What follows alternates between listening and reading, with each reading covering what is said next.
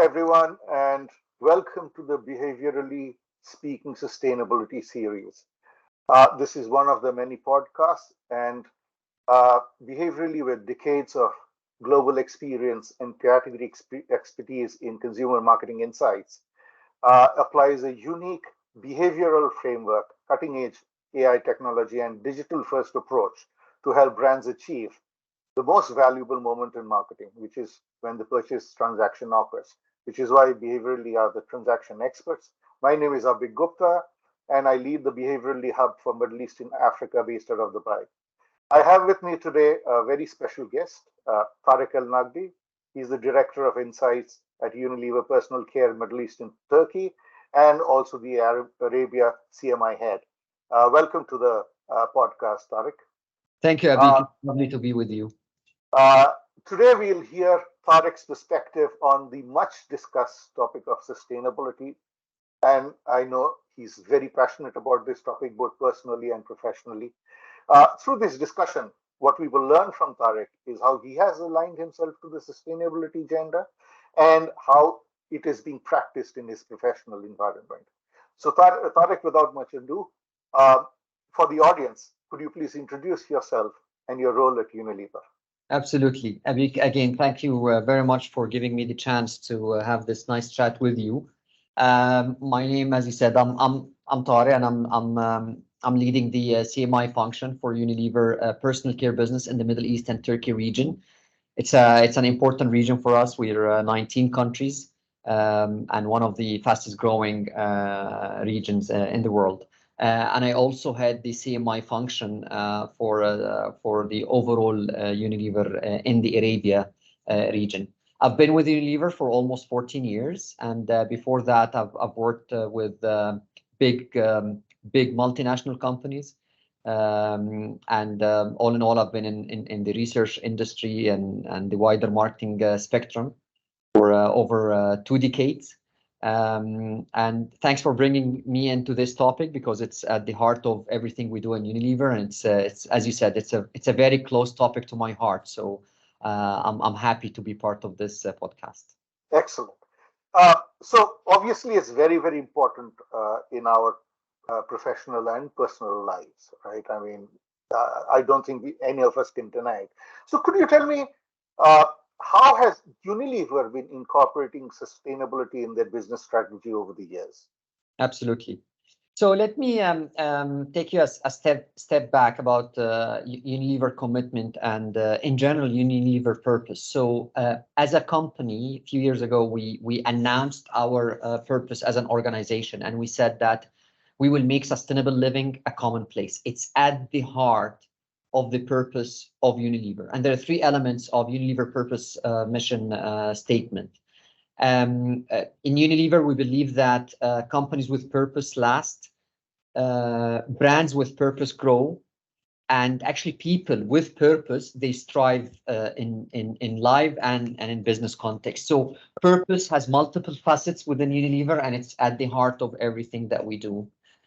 If I talk about purpose in the context of my region, and this is something that I've personally analyzed, when we look at Unilever brands, and if I create 2 segments, brands that has very clear purpose mission, and they talk about it, and they actually act about it, and brands that have somehow unclear purpose or still in the making, I've seen that brands that has strong purpose, they actually grow faster. Absolutely. Because they have stronger connection with consumers, and business results are always better than the group of brands that doesn't have a purpose statement. So purpose not only as a statement, but it has a material business impact. So yeah, it's important and it's impactful.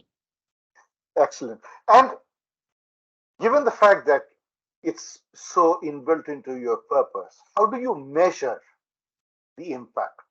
I mean, of course, like you mentioned, there are the financials, but then periodically, how do you measure the impact of all these sustainability initiatives that you're taking for your brands and for the company? Sure. So there are multiple elements of measurement when it comes to effectiveness of purpose. there is an element of, there is something that called SLP, the standard, sustainable living plan attribute. We measure it in our trackers, and we look at how consumers are viewing our brands being sustainable or showing a behavior of sustainability in the way we do business versus other brands. We are actually scoring much higher than most of our competition when it comes to the way consumers see us as a sustainable business. So this is one way of measurement. It's external. It's what consumers see from from us and how they perceive Unilever brands. On the other hand, as I mentioned, we do look at the performance of brands that has strong sustainability or purpose mission. And it's proven to be showing a much better results. We also measure our campaigns. So when we test campaigns, we look at purpose campaigns and we test them, and we also make sure that the campaign making and the mix that we're offering is cutting edge and it's really clicking with consumers. So there are multiple elements of measurement in terms of performance. Awesome. Any specific or any particular initiatives that have been taken up by Unilever that you are particularly maybe proud of or would like to highlight? There are many examples, so let me try to be sharp with my examples. Now, one of the recent examples has to do with Dove, even globally. So Dove as a brand has one of the strongest brand power. It's loved by many people in this region. It's also one of our flagship brands, and the brand equity and market share keeps growing. Dove has decided to move into recyclable packages all across the world, and that is a big challenge, by the way, because sourcing recyclable material is not that easy. We know that there is waste, but collecting waste and putting it back into business, it's not easy, and that infrastructure is not always available in all the countries. However, despite of that, the brand have taken the burden to commit to 100% recyclable packaging and pursue that commitment. Another recent example from our region is our pioneering approach to chargeable and electric vehicles. So we as a company, we were the first in the region to deploy electric vans. And we just recently announced a partnership with a big car manufacturer, and we brought the very first electric truck into the region. And it's very hard to get your hand on one of these, by the way. And we managed through our persistent and our global network to bring that. And they are actually part here in Dubai, next to my office. And these are the kind of initiatives that we know that it won't make a measured difference from day one, but it's very important to bring these examples and talk about it, to measure it as you go forward and to get used to the infrastructure of it. So when I was talking to my colleagues in supply chain, they were saying, we need to test these capabilities, so we need to test the range of these trucks going to the different routes that we're planning. We need to test, the charging stations. So being pioneer and taking that burden, and by the way, it's not also they are expensive vehicles, if I may say, but it's important. It shows the commitment. We're also moving to solar panels in our factories. So a lot of sustainability, which has to do with the making of our products and the distribution of our product, is there. The other element is when Unilever talks about sustainability, we have three facets to sustainability. So we believe that sustainability comes in improving the health of the planet and the initiatives that I was talking about, but it's also there is an element of improving the health and the confidence and the well-being of our consumers. So there is a human element to that. And the third element is also about increasing the social inclusiveness and the welfare and the fairness of trade in terms of sustainable business practices. And we're also pioneering in these fields. So the three elements are there, and maybe I mentioned a few examples related to planet and sustainable business practice, but we have more examples when it comes to brand and consumers and business practices as well. And then being both of us being consumer insights professionals, probably a very natural question would be, how does consumer insights, or how has consumer insights been helping these initiatives? I mean, how does it? How is the CMI team supporting these initiatives? So, as many things in Unilever, CMI is at the heart of decision making. So normally we, as CMIers or research function, the way we come across, we're there before the initiative being decided on. We're there at the making of the initiatives, like the purpose campaigns or the different activities that we're doing, and we're there to measure the output of it after that. So the pre, within, and post work. If I may say, there were a number of projects that we've been working on, which reveals the importance of sustainable practices. We've recently looked at some insights in Saudi Arabia, and through our social listening capability, we found that naturally there's not less than 5% of talk, voluntarily talk by Saudi consumers about sustainable business practices, sustainability in the lifestyle. I remember a few years ago, if you were to go out and talk, look for insights around this topic, it would have been extremely hard. Today, when I say 5%, I mean naturally people talking about these things, being vocal and advocating sustainable practices. We look also at secondary researches that are available, and time after time it keeps showing how our consumers are concerned about sustainability, concerned about environment, concerned about waste elimination, and how they see the role of organizations and the role of governments and the role of consumer, all being stakeholders, playing their own role in improving sustainability. So that's another thing that we look at. Yeah. And as I said, the impact is always there in terms of business performance when it comes to driving sustainability. In which case, probably a very sort of natural follow-up would be, how has it impacted the work that you do as consumer insights professionals? Yes, you measure so much. I mean, has it brought you more to the fore, more into in as part of the initiatives?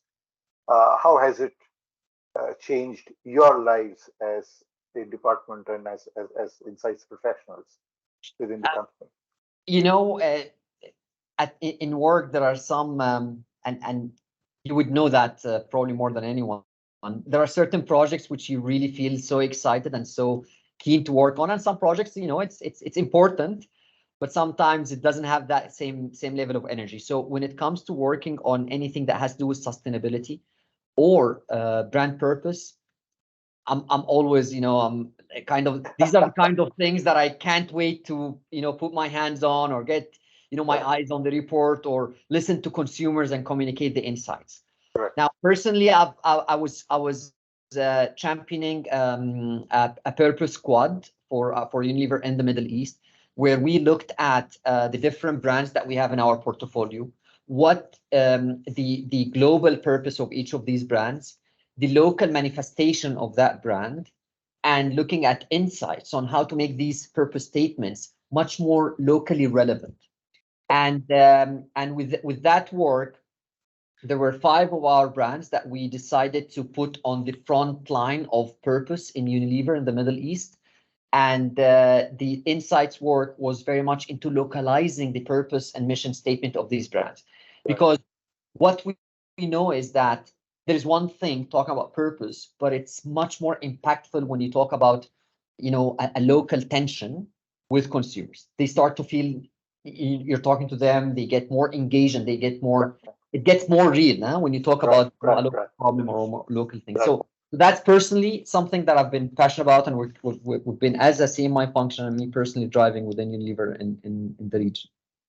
Awesome. And how has it, you spoke about brands having purpose, being much more growing faster or better in the longer term and being much more profitable. In the Middle East, given the focus on sustainability on your brands, what is the impact you see on your brands and consumers as of today? We've seen that brands that talks about purpose in a consistent and relevant manner, they tend to gain brand equity a lot faster than other non-purpose brands.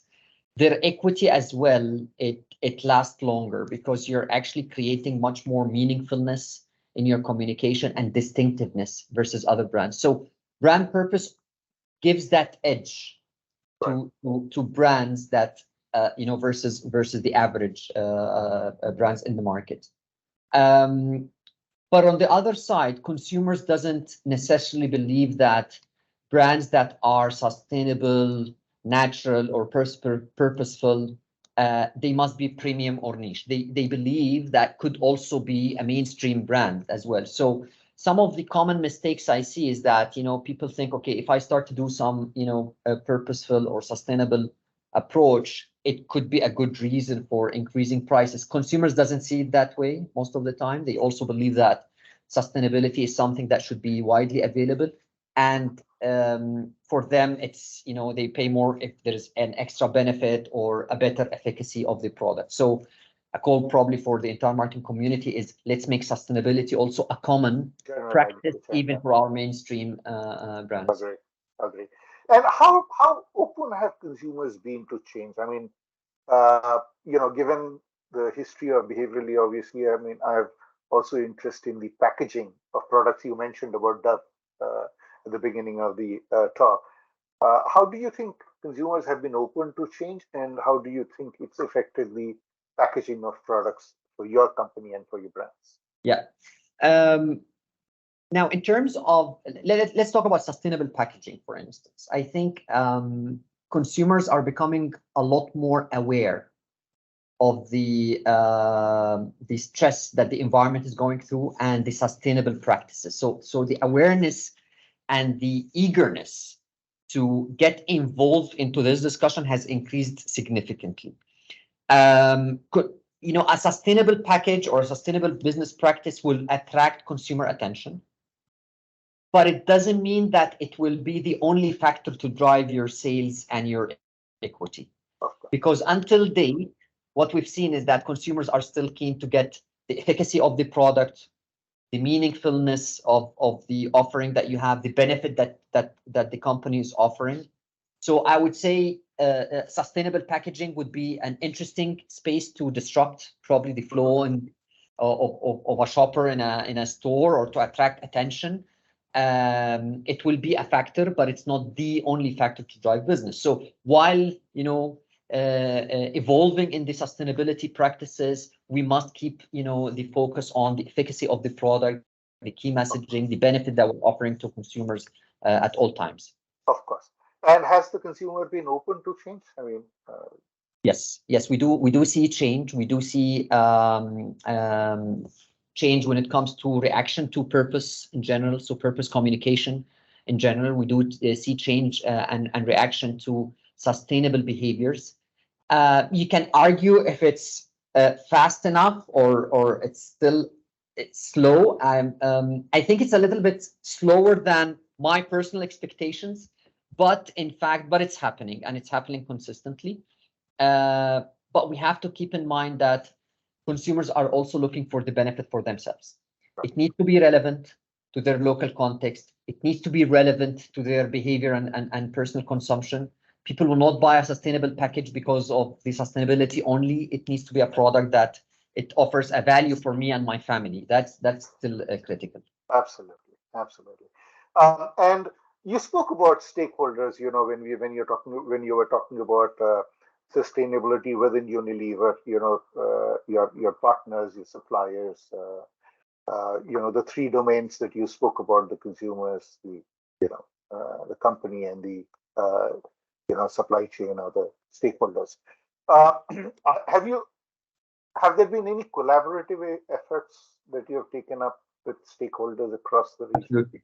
Yeah, absolutely. I mean, not from a insights perspective, which my domain, but from a general perspective in terms of company external affairs and comms team. There's been a lot of partnerships and strong collaboration with government units, NGOs, and even other companies in the FMCG arena, because and that's an interesting element. When sometimes you might think it's a little bit unusual to hear, you know, big companies, competing companies come across one topic, but this is one area when even competing companies, when they collaborate, it's beneficial for everyone around the table, including consumer and including the companies themselves, because you also create some sort of healthy competition between the different companies. You create scale when it comes to sustainable business practices, because, for example, you need infrastructure to drive electric vehicles. You need infrastructure to drive, you know, recycling in the markets. So by time, these kind of collaboration, even among competitors, is beneficial for everyone on the table. So yes, Unilever does play a big role, and we champion some of these initiatives, and it's beneficial. I mean, that's what you would call the virtuous cycle, I guess. Absolutely. So quickly, what do you think are the big challenges for sustainability becoming bigger in our lives in today's context? What can we do to make it more impactful? I mean, if I were to ask you for your observations and suggestions, maybe key quick. I'll give you some personal reflections and probably, you know, also some corporate reflections on things that I see around. I think one of the biggest challenges, the way I see it, is the infrastructure of sustainable business. We're still in the Middle East. There are many pockets of there are many places where, for example, segregation of waste is not happening at the right way. Building awareness, you know, among consumers on the benefit of you know, sustainable practice, sustainable consumption practices is not widely available everywhere. One of the other challenges is showcasing the benefit, or actually proving the benefit to the end consumer. Like, for instance, there is an effort that you put if you're, you know, segregating waste, if you're eliminating, you know, electricity consumption, if you're looking for some, you know, type of products that are made and consumed in a sustainable way. That effort, unless it has a tangible or somehow a meaningful impact on consumers' life, it cannot be a sustainable practice. So you need to bring it back home to consumers and showing, yes, when you do this, this is the kind of benefit that your family will get, this is the kind of benefit that your kids will get. And then people becomes much more open and willing to take the burden to go into the sustainable practice. So between infrastructure, showing benefit to consumers, and actually building a belief among corporates and professionals that sustainable business practice, yes, it's hard at the beginning, it might cost you more, but on the long term, it's very beneficial to your business. Yes. So that conviction is something that probably, as insights industry, this is something that we can always keep showing and presenting, you know, to different stakeholders. And it can happen by, you know, bringing that awareness and showcasing the benefit on the business by running these sustainable practices. And if I may just quickly ask you, consumer insights obviously is important in each of these three areas that you spoke about: the corporate, the consumer, absolutely, and the initiative. So I assume it's already ingrained and inbuilt into the system within Unilever. Yeah, it's at the heart of it. And I'll give you a small example, Abhik. The way you talk to consumer, the language you use to deliver a sustainability message, you know that better than anyone. You know, you can use a certain language that is alienating, that, you know, not relevant, and you can tweak only the language. And we do this through insights and through testing. And then it has a much more impactful thing. Even the visuals we use, and we test this, by the way, we test sustainable visuals. Some visuals, they have much more impact than others, you know, sustainable packaging. Some packaging has much more impact than others. So that's one way. We use insights and analytics to prove that, when you do sustainability, you gain market, brand power and equity and market share, and it helps you on the long term. That's an insights-led conversation.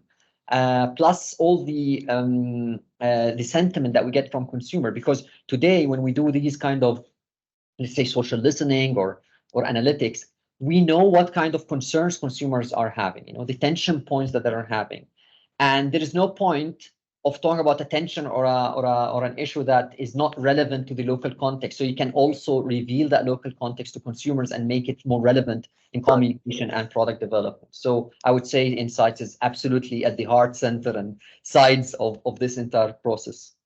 Awesome. Which brings me to my last question, which is, what do you think is going to drive sustainability? What will be the key drivers of sustainability within Unilever in the future? And by Unilever, I not only mean Unilever, but also similar companies. What do you think is going to take sustainability forward? I think raising the awareness and keeping the pressure on the industry to not to slow down on the sustainability initiatives is quite critical. And there are practices like what we're doing right now. When you start to talk about it more openly and more frequently with multiple people, you keep bringing the awareness and the engagement and the interest about the topic much higher. And the other thing is coming together as industry and professionals and looking at the barriers sometimes of not being able to drive sustainability beyond the threshold, and eliminating these barriers as a collective effort so we can keep progressing in this agenda. And the last thing is keeping it relevant to consumers, because at the end of the day, we always say, consumer is the king. They are the one who decide on what product or brand to buy, and every business you have a business objective to achieve. So keeping it extremely focused on the consumer needs and the insights that you're getting from your local consumers to encourage them, to engage in with sustainable products and sustainable business behaviors and sustainable, product usage. That will always accelerate, the consumption and the use and the make of sustainable products. So it also plays a role. Thank you. Fantastic insights, Tarek. Much appreciated. I'm sure everyone who watches this podcast will appreciate and understand the how Unilever approaches sustainability and how it's at the center of things, and also the role of consumer insights and how it is helping making more informed decisions and helping the agenda of sustainability. So, ladies and gentlemen, this is the end. Make sure you check out our Behaviorally Speaking series at behaviorally.com or contact us at info.behaviorally.com. Should you need any help in owning the valuable moment in marketing. Thank you so much, and God bless.